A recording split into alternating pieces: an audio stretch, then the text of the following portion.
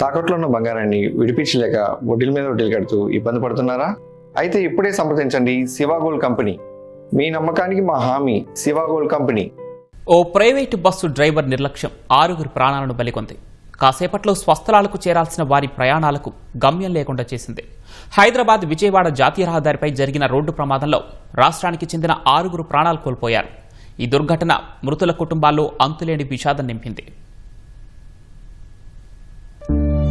హైదరాబాద్ విజయవాడ జాతీయ రహదారిపై తెలంగాణలోని సూర్యాపేట జిల్లా కోదాడ మండలం దొరకుంట వద్ద జరిగిన ఘోర రోడ్డు ప్రమాదంలో 6 మృతి చెందారు. బస్సు హైదరాబాద్ నుంచి ఏలూరు వస్తుండగా రోడ్డుపై నిలిపి ఉన్న కంటైనర్ను వెనక నుంచి బలంగా ఢీకొట్టింది.